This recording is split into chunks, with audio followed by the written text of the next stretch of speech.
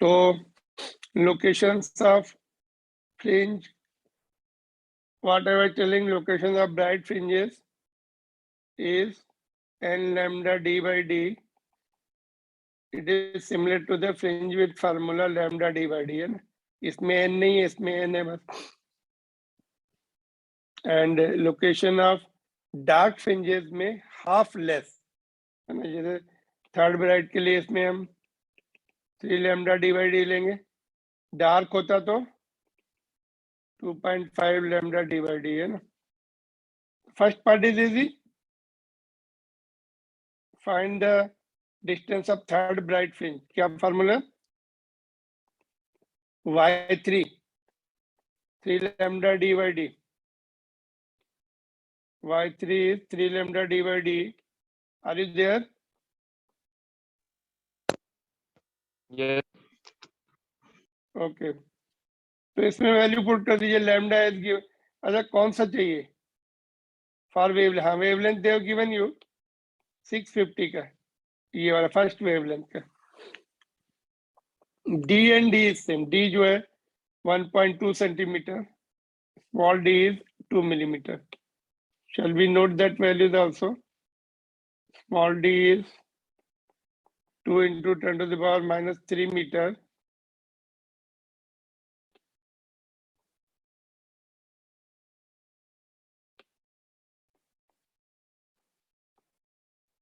Capital D is 1.2 meter.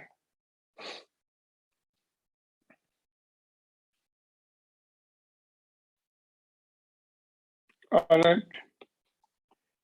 So lambda, 2 lambdas are given. For bigger wavelength, they are asking the location of third bright fringe.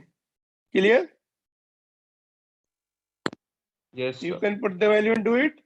B part देखते हैं क्या, B part कैसे करेंगे बोलिए. B में क्या बोल रहे हैं? This is interesting part. Could you get this? For the least distance from the central maximum. Central bright को central maximum लिखा है इन्होंने.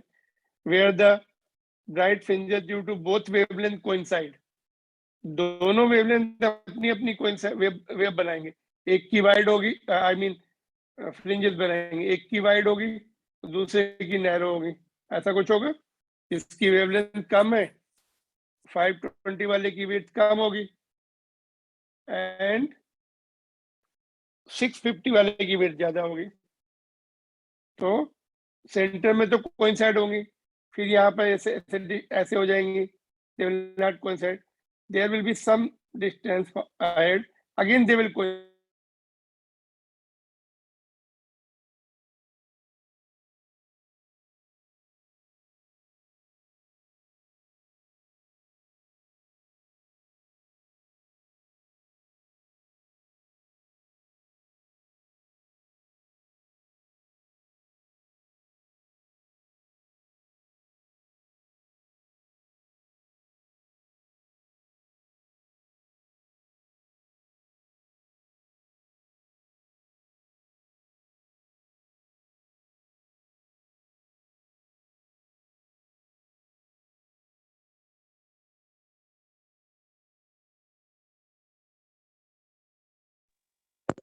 Sir, you are not audible.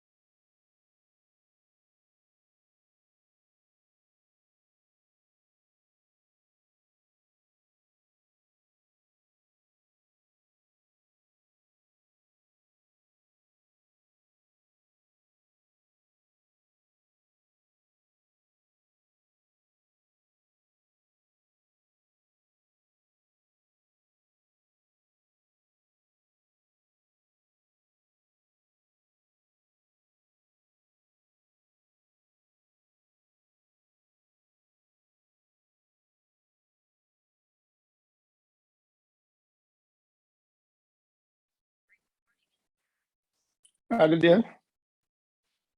Yes, sir. Okay, just bring back the screen.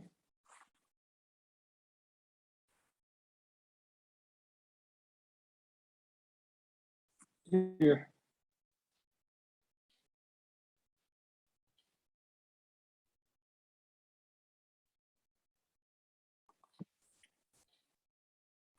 Just a minute.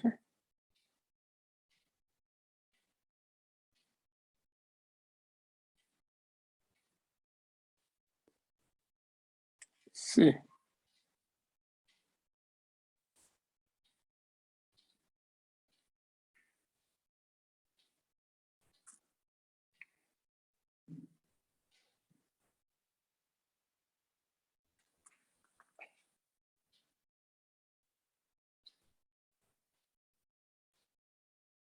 Can you see it? What am I telling you? देखो यहाँ तक ये हमने equate that second part में the two wavelengths are unequal, तो उनकी weights भी जो है unequal बनेगी. Bigger wavelength will make wide fringes and smaller wavelength will make narrow fringes. Centre में कोइंसाइड होंगी, फिर यहाँ से डिस्टर्ब हो जाएंगी, फिर आगे चल के कहीं ना कहीं पे फिर से कोइंसाइड होगी. तो दोनों के लिए again they are coinciding. Distances will be same, location of bright fringes will be same, but number of fringes will be more in the lesser wavelength, है ना. जिसकी wavelength कम है उसकी number of fringes will be different.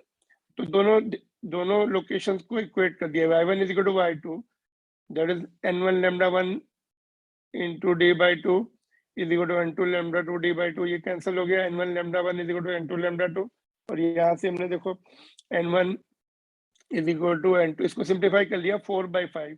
तो हो क्या रहा है, फोर्थ फ्रिंज जो है there will be 4 fringes for the bigger lambda. जो बड़ी वेवलेंथ है उसकी वाइडर होंगी फ्रिंजेस, उनकी 4 बनेंगी सेम डिस्टेंस पर, एंड छोटे वाले की 5 बनेंगी. तो we have come to know the numbers कि 650 जो वेवलेंथ है, it is making 4 fringes and coinciding with the 5 fringes of fifth fringe of the narrow wavelength, smaller wavelength. तो लोकेशन निकाल सकते हैं. आई वांट y1 और y2. जो बिगर wavelength लेंगे तो उसमें 4 फ्रिंजेस लेंगे, तो y4 ले रहे हैं, 4 लैम्डा 1 d by d. तो लैम्डा 1 650 पुट करके सॉल्व कर लो.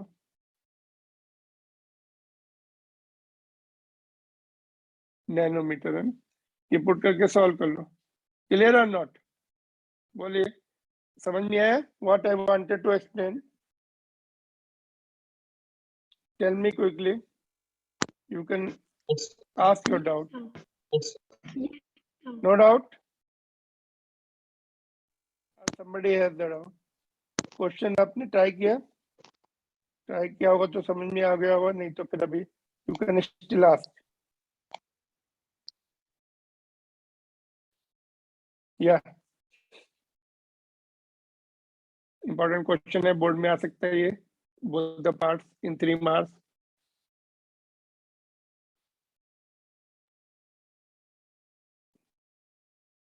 ओके, चले मूव फॉरवर्ड नाउ. सॉल्व कर लेना वैल्यूज पुट करके. Solving is also important. somewhere it is given nanometer, somewhere millimeter.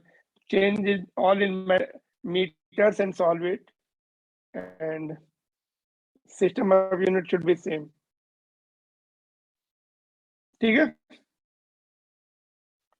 Next question was also very important. Let's see whether could you do it or not. देखो ये एक question ये भी कर लेते हैं in between. Let us do this question. देखो, if intensity of each coherent sources is 2 SI unit, then what will be the intensity at center of the screen in YDSC? Young's double slit experiment में center में कितनी intensity होगी, बोलिए. Intensity of each wave of 2 coherent sources.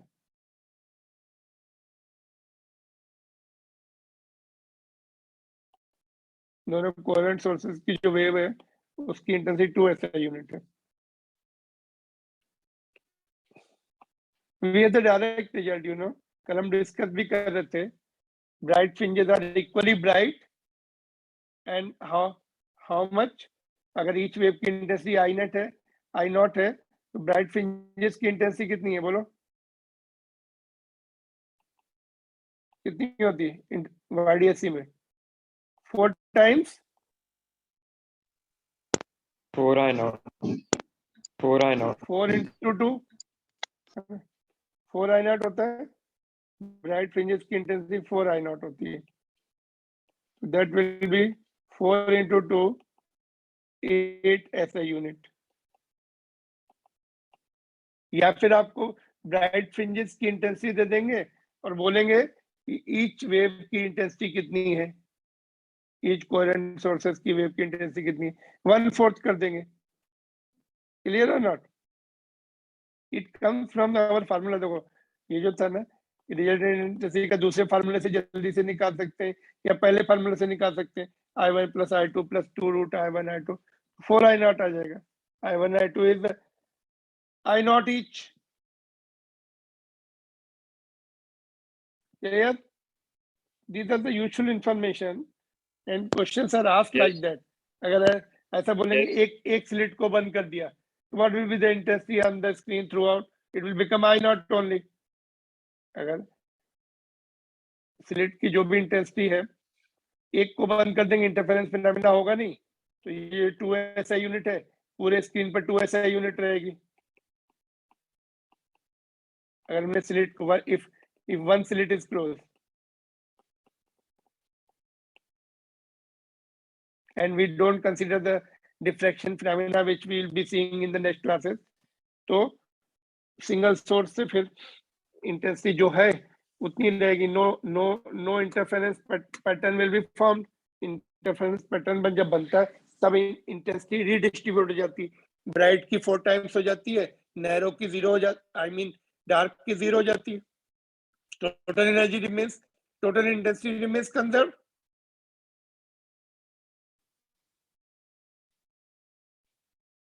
ठीक है कि नहीं? Points do you remember जो हमने पीछे पढ़ा है? That point I am again revising it.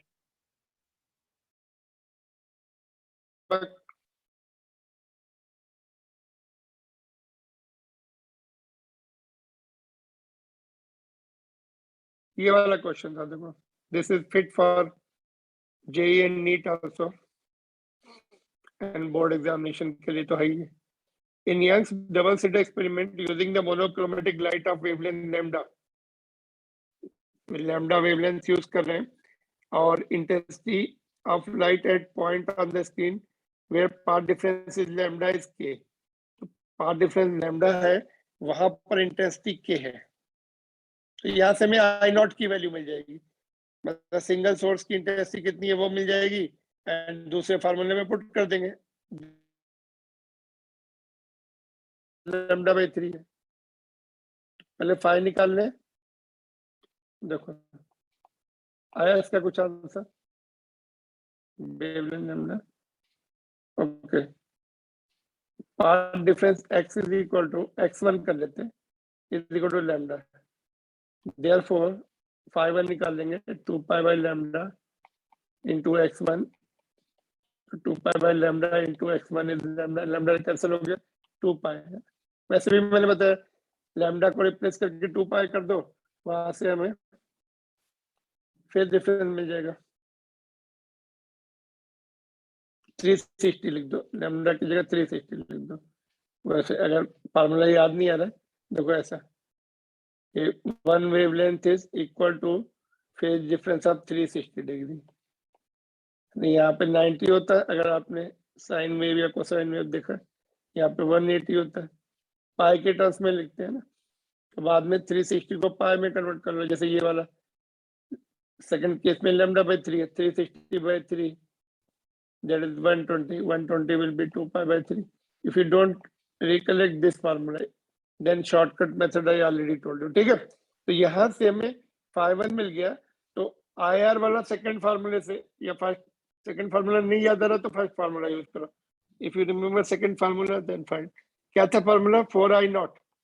Second formula में क्या है, इंटेंसिटी इक्वल हो गई है, तो हम लोग उसको फार्मूले को छोटा कर लेते हैं, I1 + I2 वाला जो फार्मूला था, तो उसको ये क्या था देखो फॉर्मूला चेक करके, cos square 5/2 when indices are equal.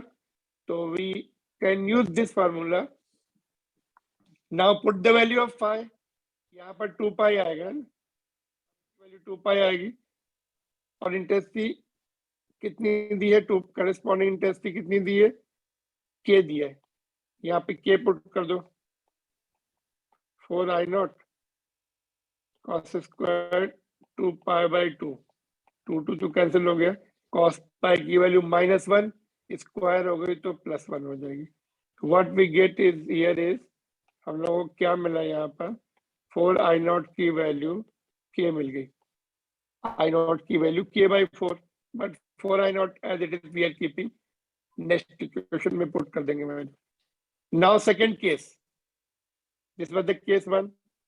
Now for path difference λ/3, phi2 will be 2 pi by lambda into a value x2 की वैल्यू पुट कर दो पाथ डिफरेंस